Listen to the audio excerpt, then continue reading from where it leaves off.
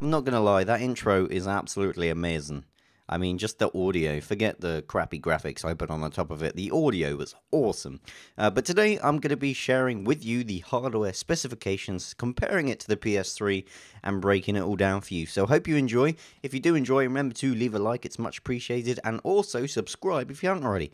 But let's get started.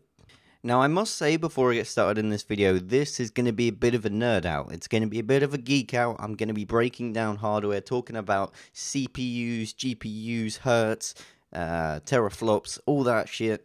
So, if you're not really into that technical stuff, the basic idea is it's a hell of a lot faster than the PS3, and also it's it's just miles better than the PS3. Like, you thought the PS3 was good, meet its bigger brother, the PS4. It's gonna knock your socks off. So yeah, it's gonna get technical, but I think it's totally worth it. So let's break it down. Starting us off, the console, like the PS3, is gonna have 8 small cores CPU structure, and originally in the PS3 they created their own architecture, which, if you're not too technical, basically what that means is just the way the hardware works with the rest of the hardware.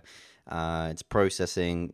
It doesn't really matter. All you need to know is it's not the same as your computer. Whereas now, just like the Xbox, just like the PC, it's going to be running on the similar x86 processing architecture. I'm not too technical myself, but all you need to know, the basic background of that is it's now going to be easier to port games to the PlayStation.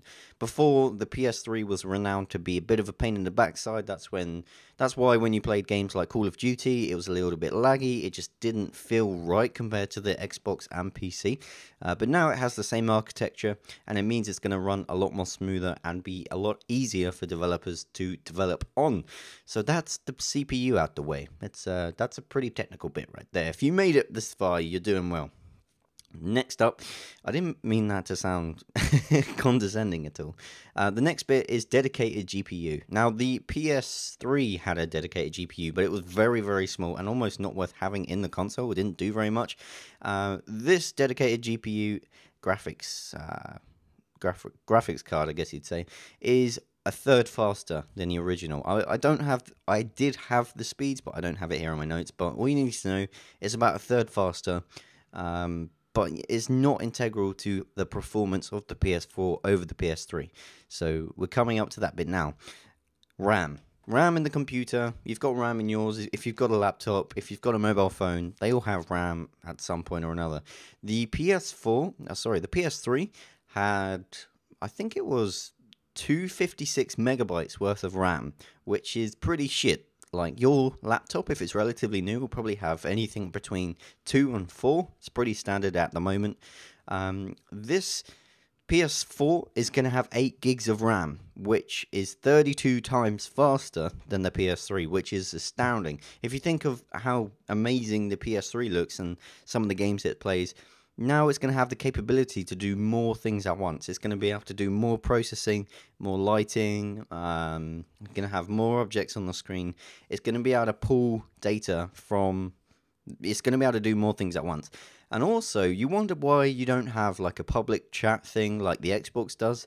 It's because of the RAM. It was very limiting on the RAM side of things on the PS3. But now, the PS3 is going to have lots of RAM, so it's very probable, and it's most likely going to happen, that you can have chat, you can have video, and it's going to be able to cope really well with doing multiple things at once, which is really, really awesome. A bit more boring now. That was the hardcore stuff.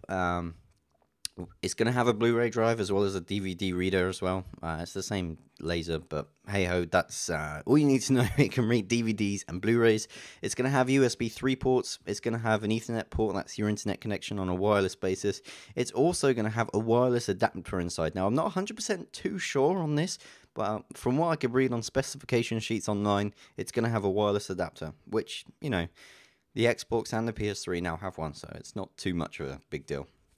It's also going to have Bluetooth for the controllers. It works on a Bluetooth technology similar to in your mobile phone, but it's not going to be very advanced. It's going to be Bluetooth 2.1. I think Bluetooth is now at 4.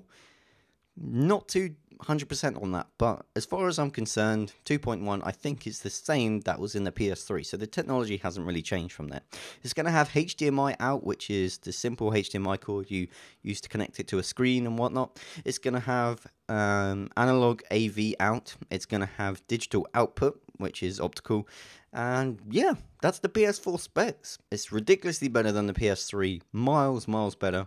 The main two key points to take away from this is, one, it's a lot easier to develop on. It's going to be a lot easier for developers to, develop for this and the Xbox at the same time.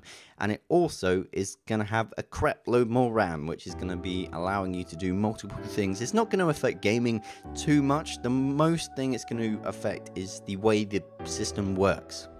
So that's like downloading things in the background or talking to people in a chat, and that's a really big, huge boost. 256 megabytes to 8 gig. It's 32 times faster, and yeah, it's pretty awesome. Hope you enjoyed this video. Thanks for watching, and I'll catch you tomorrow for another video. Take care.